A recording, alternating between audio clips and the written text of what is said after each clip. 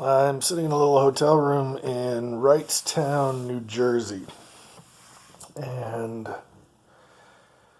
I don't want to say today's been surreal, and I don't want to say it's been an existential crisis, and it's not even a step backwards. It's just the theme of today came at me real hard.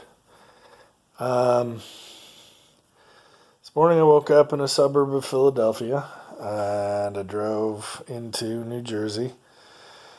And I got to the hotel I was going to stay at. I didn't hear from the friend of mine in Philadelphia I was going to hang with, so I skipped Philadelphia because I've been there before, and which leads into New Jersey. I have history with New Jersey. I dated a girl from New Jersey for about a year. The year was 2007. She's the girl that the majority of Brain Damage and Bacon Grease is about. Poetry book. There's even a short story in it that's entirely autobiographical from the weekend we spent together. I think it was April, before she moved out to California for a month, and then that thing fell apart because of largely the difference in cultures. She hated California, and I didn't know anything about Jersey. It kind of scared me. So I have some history with Jersey that helps create some anxiety for me. And the reason I figured I would come to the motel, check in, then go to Atlantic City, and I looked up poker tournaments online, and so I found a tournament that was supposed to start about 7:15. So I figured I would watch the movie, check in at 3, get unpacked, settle down, and then head out to Jersey to play a tournament. So I went to see Toy Story 4. And the theme of Toy Story 4, their argument is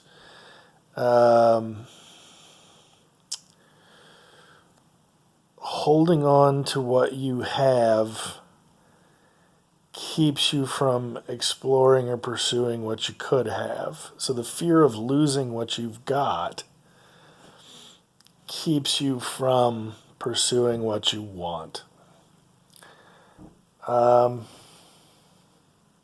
Which kind of hit me where I live, because that plays into the whole "you need to get out of Bakersfield" thing that my son in particular has been saying to me for a very long time. Well, my son's been saying it for a while. Other people have been saying it for a very long time. So that put me in thought. And then on the way to Atlantic City, I had a bunch of signs that kind of said, "Yeah, don't hold fast to this. Be ready to let it go and follow your gut." There was a car that was on its side across 2/3 of the traffic, and there were several emergency vehicles there, and we had to go around it. And I was like, I didn't know. I assumed there was a swerve to avoid hitting a deer, something like that. I don't know. But that one was one. Then I got into the town. It's the last town before I get to Atlantic City. And there was a guy in the right-hand lane who I thought was trying to merge left, because it looked like he was ticked at me because I wasn't letting him in. So I slowed down, and he didn't move. And I let it become 2-car space, 3-car space, and he still hadn't moved. So I went, all right, screw it. I tried, and as I passed him, he was looking at me crazy. Not angry crazy, but just kind of...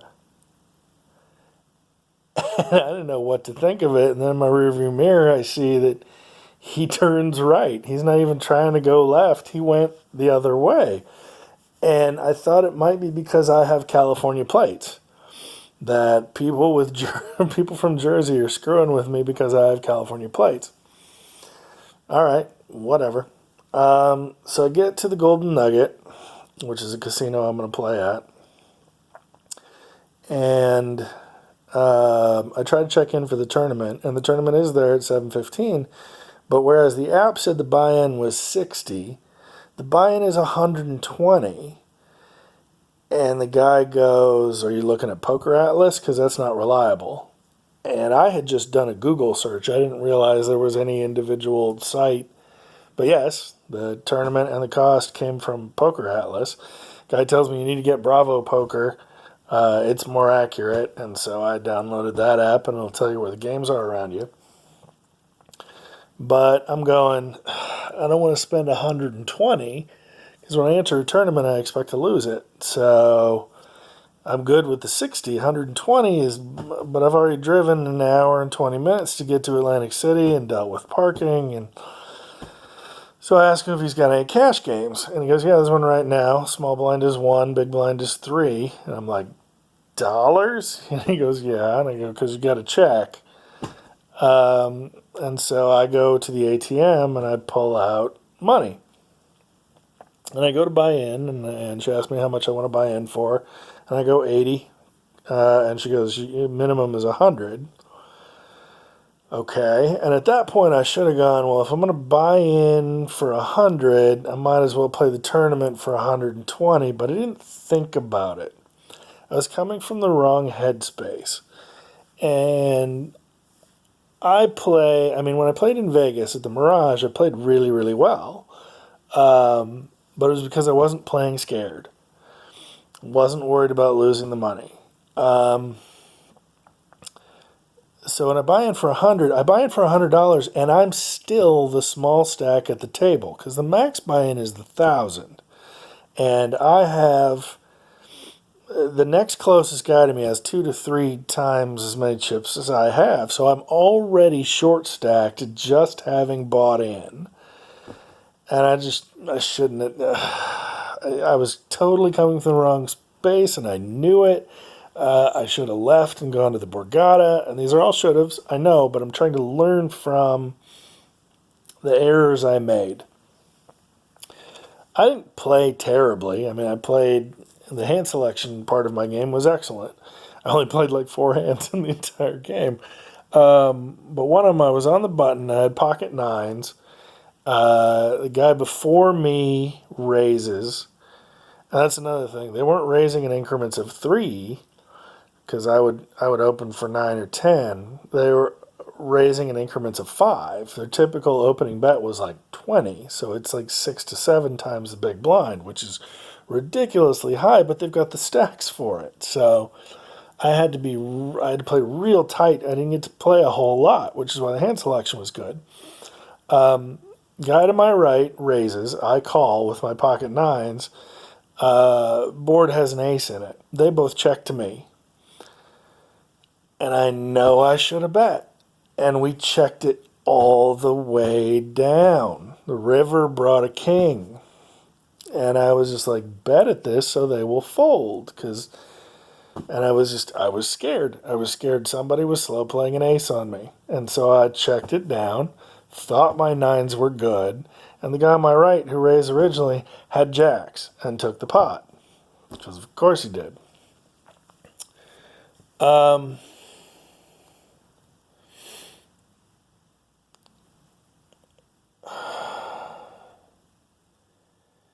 The last hand is the one that's bugging me. Because I think I fucked it up.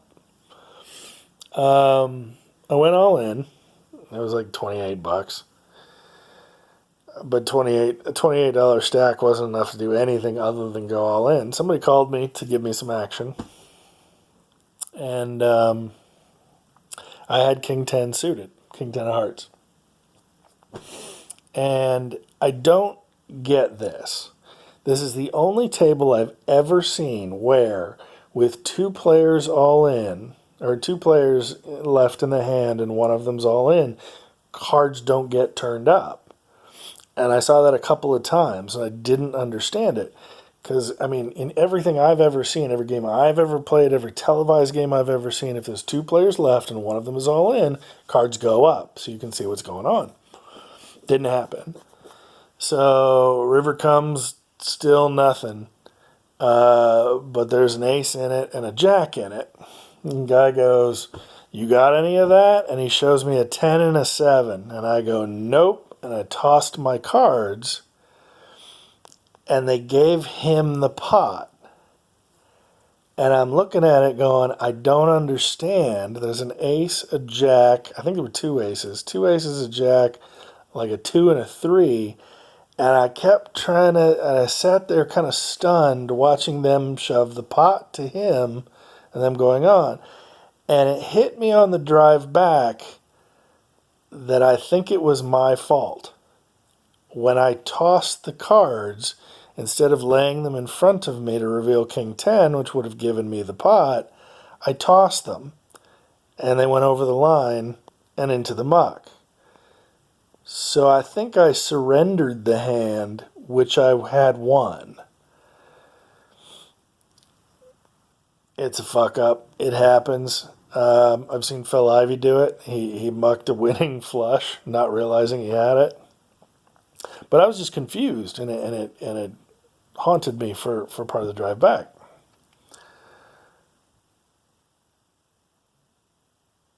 Part of the lesson is not to dwell on it.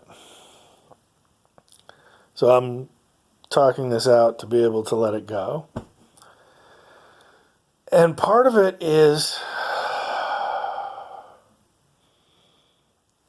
I'm still working on surrendering fear.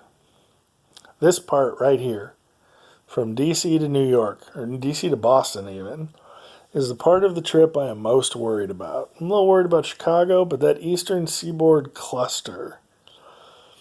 I don't like driving in massive traffic. I don't like driving in congested cities, and I don't like parking in the city.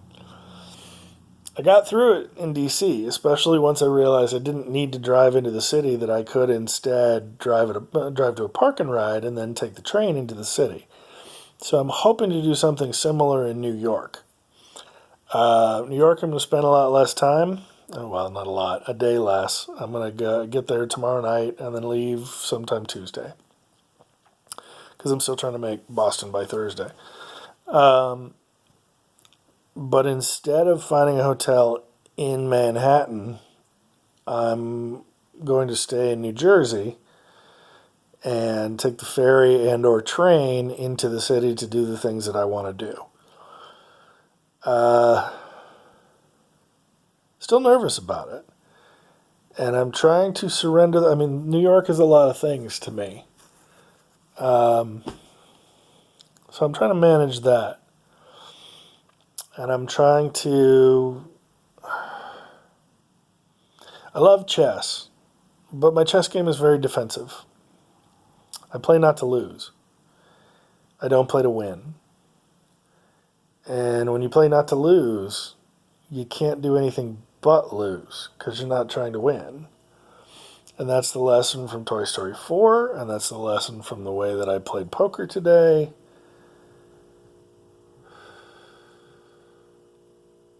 Let it be what it's gonna be. Lost $106. Big fucking deal.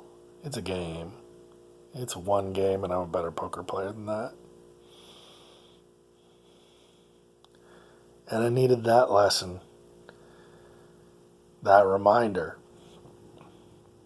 to be ready to tackle New York. Tomorrow night, Monday, Tuesday.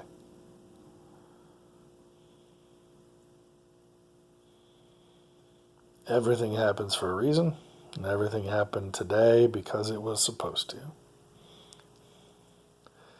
So here come the next couple of days. Let's have some fun. Peace. Thought about making this one private, by the way, but I don't think I'm going to.